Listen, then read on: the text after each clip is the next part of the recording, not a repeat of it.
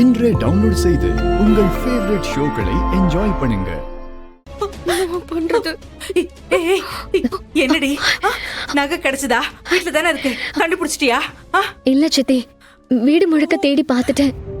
நகை அங்க இல்ல சித்தி. ஐயோ அம்மா, ரித்திகா, டைம் வர போய்கிட்டே இருக்கு. அவங்க வீட்டுக்கு தெரிஞ்ச என்ன ஆகும்னே தெரியல. அதுக்குள்ள ஏதாவது பண்ணுமா? நீ வேற இருடி. நானே என்ன பண்றதுன்னு தெரியாம முழிச்சிட்டு இருக்கேன். கொஞ்சம் யோசிக்க விடு. என்ன பண்றதுன்னு தெரியலையே. ஐயோ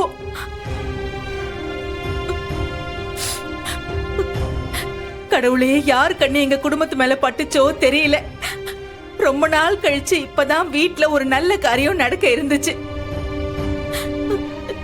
அதுக்கும் தடங்கள் வர்ற மாதிரி இந்த கடவுள் ஏன் தான் சோதிக்கிறானோ? ஐயோ,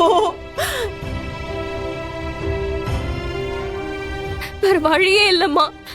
வா, போலீஸ் கிட்ட போய் கம்ப்ளைண்ட் கொடுக்கலாம். ஐயோ வேண்டாம் ரித்திகா, அது சரியா இருக்காது.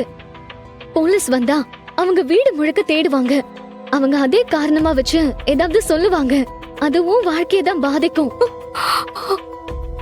ஆமா, போலீஸ்னு சொன்னதும் நீ எதுக்கு இவ்ளோ டென்ஷன் ஆகுற?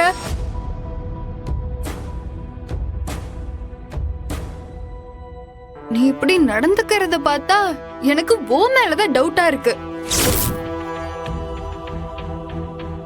ஏன்னா நைட் எடுத்து வச்ச நகை காலையில தான் காணாம போயிருக்கு. காலையில நகை மட்டும் காணாம போல, நீயும் தான் காணாம போன. அதனாலதான் கேக்குறேன்.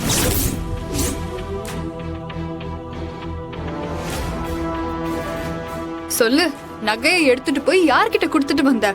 தீபு, ஏன் இப்படி எல்லாம் பேசுற? நான் இதுக்கு அப்படி பண்ணணும்? ரித்திகா கல்யாணத்தை நான் நிறுத்துவேனா? என்ன பேசிட்டு இருக்க நீ? நான் தான் நகை எடுக்கலன்னு சொல்றேனே. ஏன் என்ன யாருமே புரிஞ்சுக்க மாட்டேங்கிறீங்க? என்ன நம்புங்க சித்தி, நான் நகை எடுக்கல. சரி, அதெல்லாம் இருக்கட்டும். காலையில நீ எங்க போயிட்டு வந்த?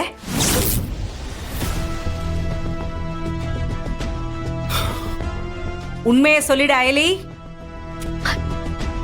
அதான் பூ வாங்கிட்டு வர போனேன்னு சொன்னனே சித்தி.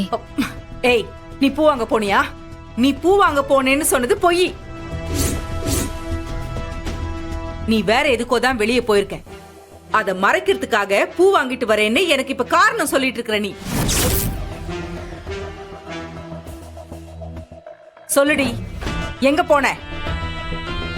சொல்லுன்றேன். என்ன மன்னிச்சிருங்க சித்தி, நீங்க சொன்னது உண்மைதான்.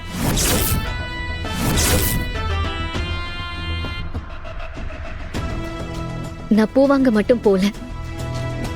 நான் ரித்திகாவோட கல்யாணம் நல்லபடியா நடக்கணும்னு சாமி கிட்ட ஒரு வேண்டுதல் வச்சிருந்தேன். அத உங்ககிட்ட சொன்னா கிளம்புற நேரத்துல அதெல்லாம் வேண்டான்னு சொல்லுவீங்கன்னு தான் அதை நான் மறைச்சேன்.